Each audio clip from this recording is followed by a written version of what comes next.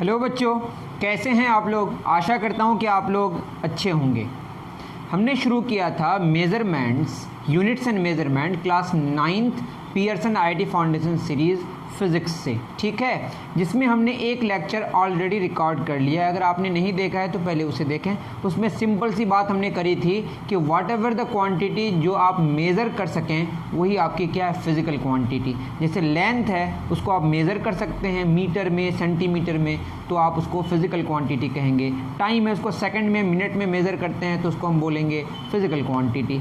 तो physical quantities के बारे में डिस्कस किए थे, और कौन होंगे फंडामेंटल क्वांटिटीज़ और कौन होंगे डिराइव्ड क्वांटिटीज़, उसके बारे में डिस्कस किए थे। अब हम लोग आज जो डिस्कस करने वाले हैं अभी के इस लेक्चर में, इसमें हम कन्वर्जन ऑफ यूनिट्स के बारे में डिस्कस करेंगे। और सबसे पहले जो डिस्कस करने वाले हैं वो है स्टैंडर्ड जो प्रीफिक्सेस हैं, बहुत इंपॉर्टेंट है, ठीक है। तो शुरू करते हैं प्रीफिक्सेस को लेके। यहाँ पे आपका लिखा है स्टैंडर्ड प्रीफिक्सेस।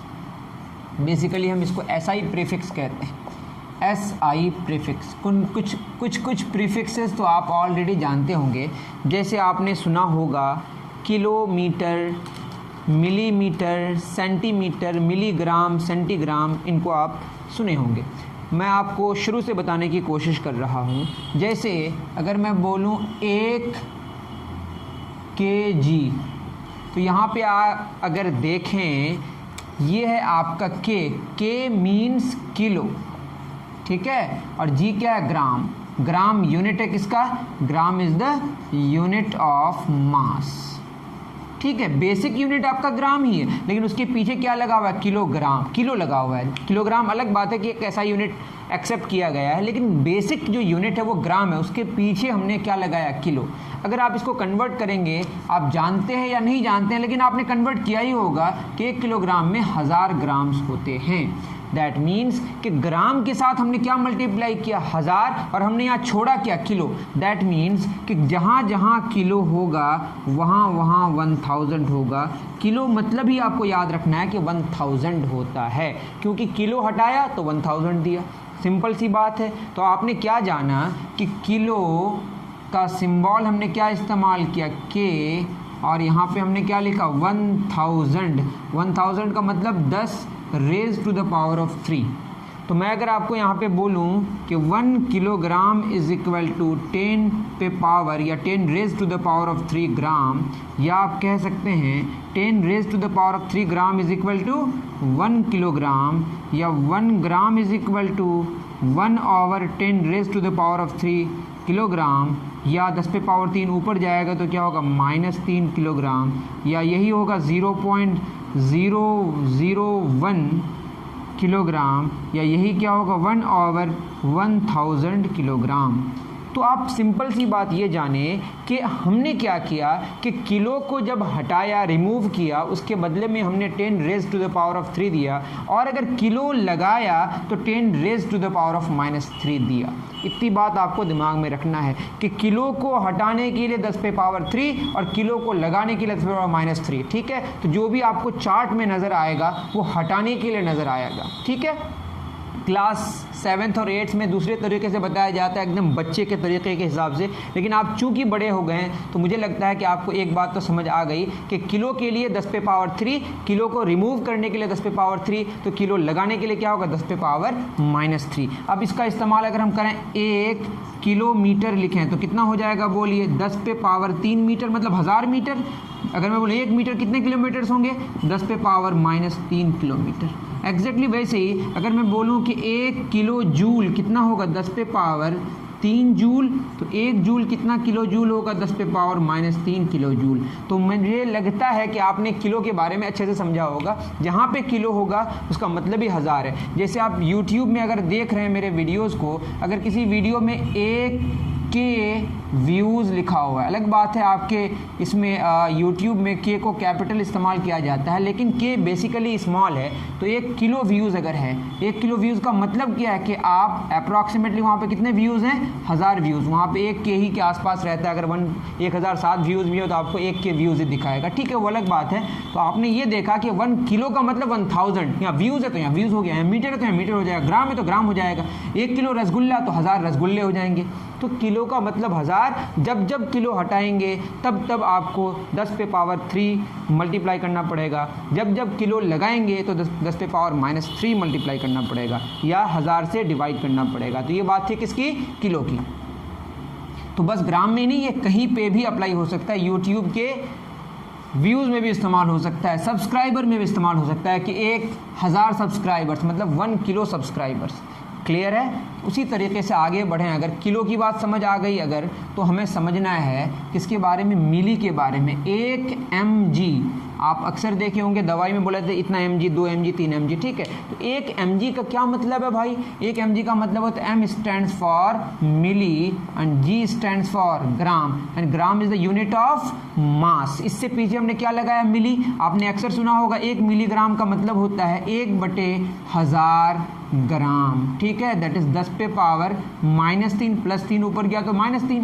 दैट मीन्स आप क्या देखें कि यहाँ से क्या रिमूव करा गया? मिली। जब मिली आप यहाँ से हटाते हैं तो उसके बदले में आपको 10 पे पावर क्या देना पड़ता है? -3। दैट मीन्स मिली का सिंबल है स्मॉल m और ग्राम के पीछे हमने फिक्स किया, इसलिए इसका नाम क्या है? प्री फिक्स, ठीक है। इसके लिए क्या देना पड़ा? 1/1000 या 10 पे पावर -3, ठीक है। इतनी बात आपको समझ आ गई होगी। तो आपने ये जाना कि मिली का मतलब ही 10 पे पावर -3। मिली को हटाने के लिए आपको 10 पे पावर -3 से मल्टीप्लाई करना पड़ेगा या 1000 से डिवाइड करना पड़ेगा। तो आप ये देखें कि अगर मैं 1/1/1000 ग्राम बराबर 1 मिलीग्राम, तो 1 ग्राम इज इक्वल टू कितना हो जाएगा? 1000 मिलीग्राम, ठीक है। तो ये आप समझ गए कि जब मिली लगाएंगे तो 1000 से मल्टीप्लाई करना पड़ेगा और मिली हटाएंगे तो 1000 से डिवाइड करना पड़ेगा, मतलब 10 पे पावर -3 से मल्टीप्लाई करना पड़ेगा। तो ये कितना हो जाएगा? 10 पे पावर 3 मिलीग्राम। तो मिली लगाने का मतलब 10 पे पावर +3 होगा, मिली हटाने का मतलब 10 पे पावर -3 होगा। तो ये बात हो गई किसकी? किलो की और मिली की। आपको क्लियर हो गया होगा, इतना मैं कर रहा हूँ क्या? उम्मीद, ठीक है। चलिए अब आते हैं सेंटी में। आपने सुना होगा सेंटीमीटर, मैं सेंटीग्राम इस्तेमाल करता हूँ, ठीक है। 1 cg सुना ही होगा। 1 सेंटीग्राम, 1 सेंटीमीटर कितना होता है? 1 सेंटीमीटर होता है 1/100 मीटर। 1 मीटर में 100 सेंटीमीटर्स होते हैं। 1 सेंटीग्राम में होता है 1/100 ग्राम, ठीक है। 10 पे पावर +2 ऊपर जाएगा तो क्या होगा? -2। C स्टैंड्स फॉर सेंटी, है ना।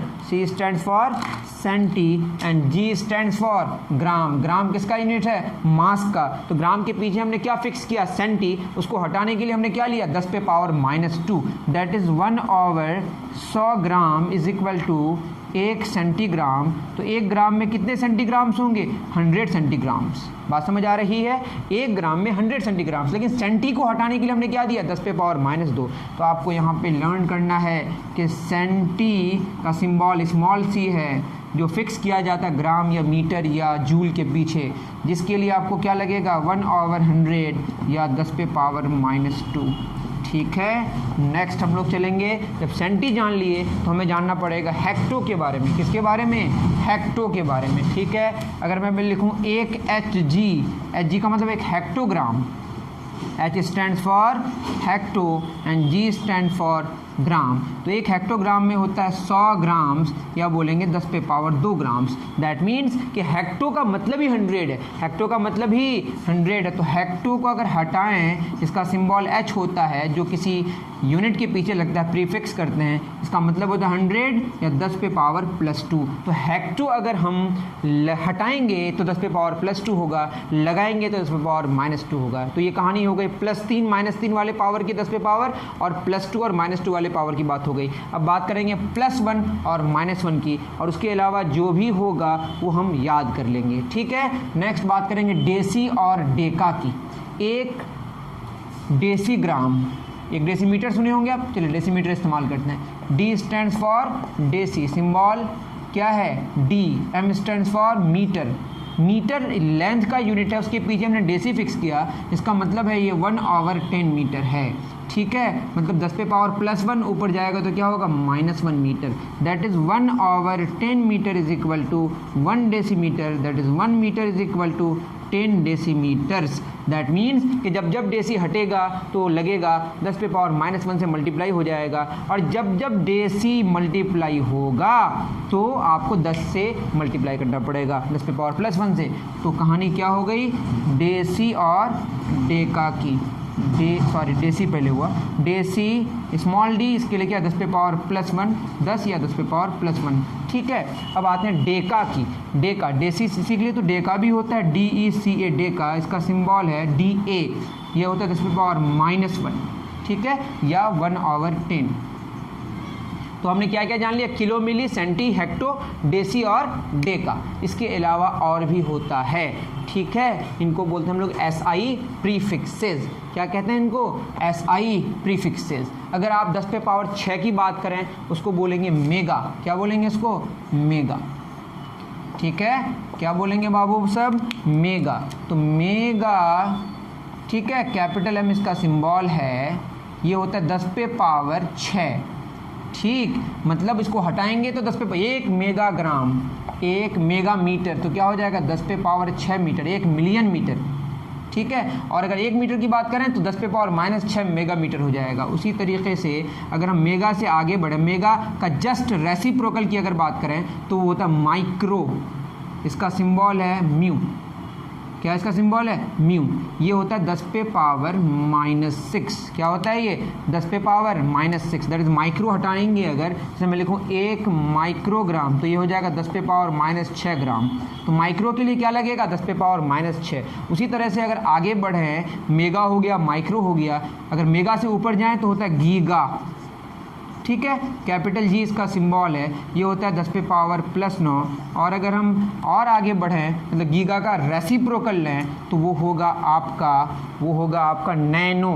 क्या होगा, नैनो। नैनो का सिंबल है स्मॉल n, ये होगा 10 पे पावर -9। इसी तरह से और आगे बढ़ सकते हैं, 10 पे पावर 9 हो गया। 10 पे पावर 12 की बात करें तो यहाँ पे होगा, मुझे थोड़ा याद रहता है इतना, उसके बाद होता है गीगा के बाद टेरा पीटा एक्सा। टेरा का सिंबल है कैपिटल T, 10 पे पावर क्या होगा 12। इसका जस्ट रेसिप्रोकल की अगर बात करें, नैनोस के बाद अगर हम बात करें, ये हो जाएगा आपका पीको।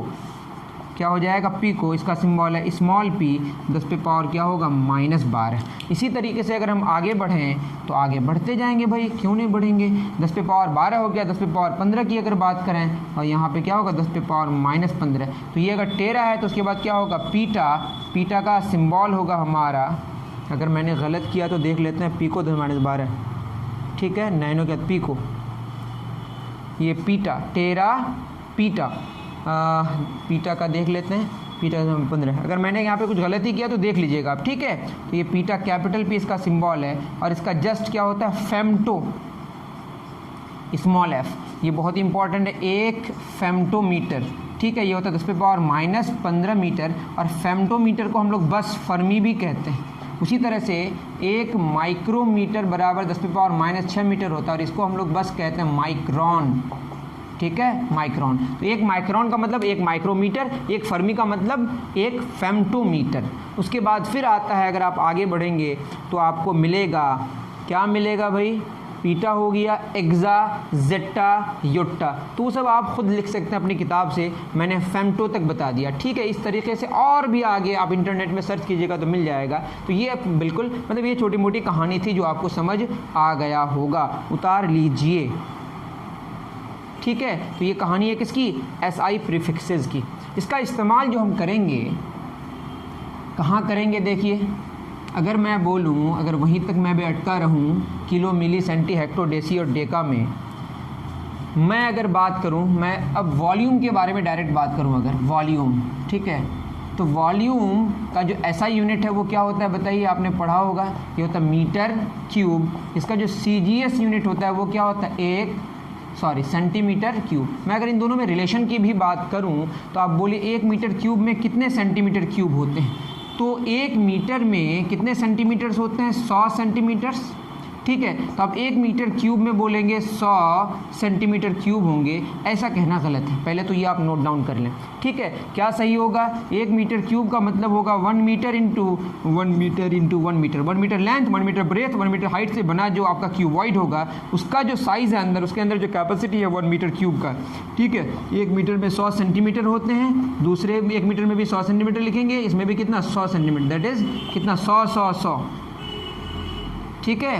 ये कितना हो जाए? इकाई, दहाई, सैकड़ा, हज़ार, 10 लाख, 10 लाख सेंटीमीटर क्यूब, अगर मैंने सही किया है तो 10 पे पावर कितना हो गया? 2 2 4 2 6। ये तो हो गया, हमने क्लास 7th और 8th में इस तरीके से बताया है, ये बच्चे वाली कहानी है। लेकिन आपको जो जानना है ये थोड़ा सा बड़े होकर जानना है कि अगर बहुत ही कॉम्प्लेक्स कन्वर्जन आया तो आप कैसे करेंगे, ये आप उतार सकते हैं, ठीक है। ये बात हो गई। अगर मैं बोलूँ कि 1 मीटर क्यूब कितना सेंटीमीटर क्यूब होगा, तो आपको क्या करना है? 1 मीटर क्यूब तो 1 तो आपको ऐसे छोड़ देना है, या 1 मीटर जो है, 1 मीटर में कितना सेंटीमीटर होता है? देखिए सेंटी का मतलब 10 -2, यहाँ पे सेंटी लगा रहे हैं, 10 पे पावर क्या होगा? +2 सेंटीमीटर, और इस पूरे पे क्यूब है, दैट इज़ ये क्यूब। 1 मल्टीप्लाइड, इसको लिखें नहीं लिखें कोई फ़र्क नहीं पड़ता। 10 पे पावर क्या हो जाएगा? 2 3 6 सेंटीमीटर क्यूब, ये डायरेक्ट आंसर है। अगर पूछा जाए कि 10 पे पावर 6 सेंटीमीटर क्यूब बराबर कितना मीटर क्यूब होगा, तो आप क्या करेंगे भाई? तो ये हो जाएगा 10 पे पावर 6, दैट मीन्स 10 पे पावर 6 को रहने दीजिए, सेंटी हटाने के लिए क्या देना पड़ेगा? 10 पे पावर -2 मीटर हो जाएगा, लेकिन इस पूरे पे पावर 3 है। देखिए इस पूरे पे सेंटीमीटर पे पावर 3 है, तो क्या हो जाएगा? 10 पे पावर 6 गुना 10 पे पावर -2 इंटू 3 -6 सेंटीमीटर क्यूब, 6 - 6 10 पे पावर 0 सेंटीमीटर क्यूब, 10 पे पावर 0 कितना होता है? 1 सेंटीमीटर क्यूब, ठीक है। तो ये 1 सेंटीमीटर क्यूब बराबर 10 पे पावर 6 सेंटीमीटर क्यूब आया था। तो जब 10 पे पावर 6 सेंटीमीटर क्यूब को सेंटीमीटर क्यूब में कन्वर्ट करेंगे, आई एम सॉरी, ये तो मीटर क्यूब है, मीटर क्यूब, ठीक है। तो इतना आएगा। उम्मीद करता हूँ कि आप समझ पा रहे होंगे, ठीक है। तो वॉल्यूम की कहानी मैंने क्यों शुरू की? क्योंकि आपको पता होना चाहिए लीटर एक वॉल्यूम का यूनिट है। लीटर किसका यूनिट है? वॉल्यूम का। Litre is the unit of volume. 1 litre होता है 1 डेसीमीटर क्यूब, बस इतना आप समझें। 1 डेसीमीटर क्यूब मतलब 1 decimetre length, 1 decimetre breadth, 1 decimetre height से जो क्यूबॉइड होगा, या क्यूब जो 1 डेसीमीटर साइड का होगा, उसके अंदर जो कैपेसिटी होगी 1 डेसीमीटर क्यूब होगी, मतलब 1 लीटर का होगा। और 1 डेसीमीटर होता है 1 मीटर का 1/10, ये तो आपने जाना है ना। देखिए डेसी का मतलब होता है, मैंने गलत किया है ना यहाँ पे, ये 10 पे पावर -1 होगा, ठीक है। ये जस्ट हमने गलत किया है, ये होगा आपका 10 या 10 पे पावर 1, गलत किया था, थोड़ा सही कर लें। डेका का, डेसी का सिंबल है स्मॉल डी और डेका का डी है। यहाँ पे कुछ गलत भी किया है, या मैं गलत हूँ तो आप चेक कर लीजिएगा इंटरनेट से, ठीक है। BIPM के साइट से चेक कर लीजिएगा, bureau international desk point at measures, यही ओरिजिनल साइट है जहाँ से ये सारी चीज़ें होती हैं हैंडल, ठीक है। 1 डेसीमीटर क्यूब मैंने क्या बताया था, अब 1 को रहने दीजिए। 1 डेसीमीटर क्यूब मतलब डेसीमीटर का क्या मतलब, 1 लिखे ना लिखे फर्क नहीं पड़ेगा। डेसीमीटर की तरह डेसी मतलब -1, तो 10 पे पावर -1 और डेसी हट जाएगा, उस पर पावर 3, 10 पे पावर -3 मीटर क्यूब। आप चाहें तो बच्चे जैसा कर सकते हैं, 1/10 मीटर, 1/10 मीटर, 1/10 मीटर, तो 10 पे पावर 3 नीचे आएगा, फिर ऊपर चला जाएगा, ये सारी कहानी होगी। तो 1 लीटर में कितना मीटर क्यूब होता है? 10 पे पावर -3 मीटर क्यूब। या इसको आप इस पार लेके आएंगे तो हो जाएगा 10 पे पावर +3 लीटर बराबर 1 मीटर क्यूब। आप यूँ समझ सकते हैं कि लीटर को जब हमने कन्वर्ट किया मीटर क्यूब में, 10⁻³ से मल्टीप्लाई करना पड़ा, जब इसका रेसिप्रोकल करेंगे तो 10⁻3 हो जाएगा। तो 1 मीटर क्यूब में 1000 लीटर होते हैं। देखिए कितना, 1 मीटर क्यूब में 1 metre length, 1 metre breadth, 1 metre height से जो आपका क्यूबॉइड बनेगा, उस क्यूबॉइड के अंदर जो कैपेसिटी होगी वो कितनी लीटर की होगी? 1000 लीटर की, ठीक है। इस तरह से आपको लीटर का थोड़ा थोड़ा आइडिया आया होगा, ठीक है। 1 मीटर क्यूब में 1000 लीटर होते हैं, या 1 लीटर में 1/1000 मीटर क्यूब होते हैं, ठीक। अगर हम बात करें कि जो 1 लीटर है वो आया 10 पे पावर -3 मीटर क्यूब। तो मीटर में देखिए सेंटी हटाएंगे तो -2, लगाएंगे तो +2 हो जाएगा, तो 10 पे पावर +2 सेंटीमीटर, उस पे पावर क्या हो जाएगा? 3, दैट इज़ 10 पे पावर -3, 2 तिया 6 सेंटीमीटर क्यूब। तो -3 + 6 क्या हो जाएगा? 10 पे पावर -3 सेंटीमीटर क्यूब। तो 1 लीटर बराबर हुआ कितना? 10 पे पावर -3 सेंटीमीटर क्यूब। नहीं, सॉरी 6 में 3 या +3 होगा ना, 1 लीटर में 1000 सेंटीमीटर क्यूब होगा। 1 सेंटीमीटर क्यूब में 1 लीटर में 1000 सेंटीमीटर क्यूब है। ठीक है, इतनी बात समझ आ गई। अगर मैं इसको लिखूँ 1 मिलीलीटर, 1 मिलीलीटर का मतलब क्या हो जाएगा? 1 मिलीलीटर का मतलब हो जाएगा 1000 लीटर। ठीक है, मिली का मतलब ही है, क्या मैं कर रहा हूँ, चलिए कुछ गड़बड़ी हो रही है शायद। 1 लीटर में 1000 सेंटीमीटर क्यूब है। क्या गलती किया हमने, क्या गलती की हमने, आप ढूंढिए। अगर मैंने यहाँ पे सही किया तो -3 10⁻+2 सेंटीमीटर क्यूब। अच्छा मैं दिन कहते हैं बिल्कुल सही मैं किया हूँ। यहाँ पे हमको मिलीलीटर चाहिए। 1 लीटर में कितने मिलीलीटर्स होंगे? 1000 मिलीलीटर। ठीक है, मैं कर रहा हूँ 1 लीटर में 10⁻3 क्या होंगे? मिलीलीटर। देखिए लीटर के पीछे हम क्या लगा रहे हैं? मिली। और मिली का मतलब क्या? 10⁻−3 हटाने के लिए, लगाने के लिए क्या होगा? 10⁻+3, और इधर क्या है? 10⁻+3 सेंटीमीटर क्यूब। तो ये कैंसिल हो जाएगा। दैट इज़ 1 ml बराबर 1 सेंटीमीटर क्यूब। अगर मैंने सही लिखा है तो वह दिखाई पड़ रहा है। ठीक है, तो हमने क्या जाना? 1 मिलीलीटर बराबर 1 सेंटीमीटर क्यूब। तो आप ऐसे आइडिया लगा सकते हैं कि 1 centimetre length, 1 centimetre breath, 1 centimetre height से जो बना क्यूबॉइड होगा, उसमें जो कैपेसिटी होगी वो 1 ml की कैपेसिटी होगी, 1 मिलीलीटर की। तो इस तरह से हमने वॉल्यूम के बारे में कुछ डिस्कस करने की कोशिश की। अगर नहीं समझ आया तो आप ज़रूर बताएं। चलिए, ये तो बात हो गई किसकी? वॉल्यूम की। इसी तरीके से आप एरिया की बात कर सकते हैं, बहुत सारी बात कर सकते हैं। जैसे एरिया में अगर हम बात करें, एरिया की बात करें, वॉल्यूम से ही बात हमने शुरू करी। एरिया की बात करें तो एरिया का ऐसा यूनिट क्या होता है? Metre square. मैं बोलूँ 1 मीटर स्क्वायर में कितने सेंटीमीटर स्क्वायर होंगे? अब तो समझ गए होंगे आप। 1 मीटर स्क्वायर बराबर 1 मीटर। सेंटीमीटर लगाएंगे 10⁻+2 सेंटीमीटर उसका स्क्वायर, तो 10⁻4 सेंटीमीटर स्क्वायर होगा। ठीक है, उसी तरीके से अगर हम बोलें 10⁻4 सेंटीमीटर स्क्वायर बराबर, अगर मीटर स्क्वायर में निकालना है 10⁻4 रहने दीजिए, सेंटी का मतलब 10⁻2, 10⁻2 मीटर उस पे power 2, that is 10⁻4, 10⁻2 2 -4 metre square. ये तो 4 में 4 का 0 हो जाएगा, 1 देगा, 10⁻0 1 होता है। तो ये ऐसा होने से ऐसा हुआ, ऐसा होने से ऐसा होना चाहिए था, जो कि हमारा क्या हो गया। अगर हेक्टेयर के बारे में आप जाने होंगे, हेक्टेयर का सिंबल H। 1 हेक्टेयर होता है 100 मीटर लेंथ और 100 मीटर ब्रेथ से जो आपका रेक्टेंगल होगा, या 100 मीटर साइड का जो स्क्वायर होगा, उसके अंदर जो जगह होगी वही आपका हेक्टेयर होता है। 10⁻4 मीटर स्क्वायर। ये सब याद रखें। 1 हेक्टेयर कितना होता है? 10⁻4 मीटर स्क्वायर। एरिया की बात आप समझ गए।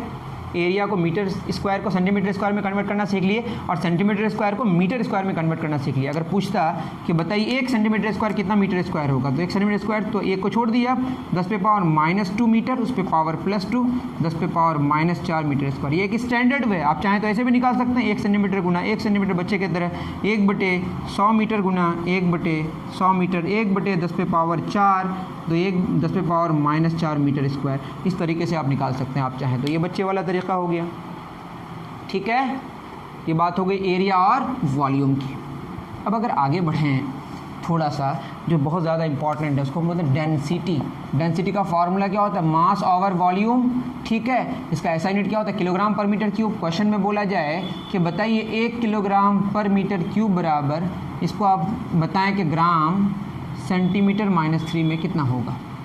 ये पर मीटर क्यूब है। तो इसको अगर सॉल्व करें सिंपल सा, देखिए 1 किलोग्राम, किलो हटाएंगे तो 10 पे पावर क्या होगा? 3 ग्राम, इंटू मीटर हटाएंगे, मतलब मीटर में सेंटी लगाएंगे तो क्या हो जाएगा? 10 पे पावर -2। अगर लगाएंगे, सॉरी, सेंटी हटाएंगे -2, अब लगाएंगे तो +2, 10 पे पावर +2 क्या हो जाएगा? सेंटीमीटर। बेसिकली हम CGS ऐसा यूनिट ऑफ डेंसिटी को CGS यूनिट ऑफ डेंसिटी में कन्वर्ट कर रहे हैं। ठीक है, 10 पे पावर 2 सेंटीमीटर, उस पर पावर क्या होगा? -3, दैट इज 10 पे पावर +3 ग्राम, 2 - 3 -6 सेंटीमीटर पे पावर -3, 3 - 6 -3, 10 पे पावर -3 ग्राम पर centimetre cube. That means 1 kilogram पर मीटर क्यूब जो आया वो कितना आया? 10 पे पावर -3 ग्राम पर सेंटीमीटर क्यूब। या क्वेश्चन में पूछा जाए कि 1 ग्राम पर सेंटीमीटर क्यूब को आप निकालें किलोग्राम पर मीटर क्यूब में, तो कितना आएगा? देखिए 1 किलोग्राम, ग्राम के पीछे किलो लगाएंगे, दैट इज 10 पे पावर 3 होता है। किलो हटाने के लिए, लगाने के लिए क्या होगा? 10 पे power -3 kilogram into centimetre, centi हटाने के लिए 10 पे पावर -2, तो 10 पे पावर -2 मीटर, उस पे पावर -3, दैट इज़ 10 पे पावर -3 किलोग्राम, 3 दूना 6 मीटर पे पावर -3, 6 में 3 गया +3, 10 पे पावर 3 किलोग्राम पर मीटर क्यूब। दैट इज़ 1 ग्राम पर सेंटीमीटर क्यूब बराबर होता है 1000 किलोग्राम पर मीटर क्यूब। ये बात आप याद रख सकते हैं। तो ये है कन्वर्जन किसके लिए, डेंसिटी के यूनिट्स के लिए। उम्मीद करता हूँ कि आप इतनी बातें समझ पा रहे होंगे। चलिए ठीक है, तो बात हो गई कन्वर्जन ऑफ यूनिट्स में, जिसमें हमने एसआई प्रीफिक्स को बहुत अच्छे से डिस्कस करने की कोशिश की है। ठीक है, आपको समझ नहीं आए तो आप कमेंट सेक्शन में ज़रूर बताएं। कुछ और क्वेश्चंस हम कर देते हैं। जैसे आप सुने होंगे कि 1 न्यूटन ये फोर्स का यूनिट है, इसको आप डायन में निकालें तो 1 न्यूटन का क्या मतलब है, ये है 1 किलोग्राम मीटर पर सेकंड स्क्वायर। ठीक है, किलोग्राम मतलब मास का यूनिट, मीटर पर सेकंड स्क्वायर एक्सेलरेशन का यूनिट। मास इंटू एक्सेलरेशन क्या देता है, फोर्स का यूनिट। 1 किलोग्राम, किलो हटाएंगे तो 1000, 10 पे पावर 3 ग्राम। मीटर में सेंटी लगाएंगे 10 पे पावर +2, हटाने के लिए -2 तो लगा के निकल +2 सेंटीमीटर इंटू सेकंड। सेकंड में ही रहेगा, CGS यूनिट है ये। Dyne is the CGS unit of force and newton is the SI unit of force. तो क्या हो जाएगा, 10 पे पावर 3, 10 पे पावर 2, 10 पे पावर 5 ग्राम सेंटीमीटर पर सेकंड स्क्वायर। इसी को हम लोग क्या बोलते हैं, डायन। 10 पे पावर 5 डायन। तो 1 न्यूटन बराबर 10 पे पावर 5 डायन, या 1 डायन बराबर होगा 10 पे पावर -5 न्यूटन।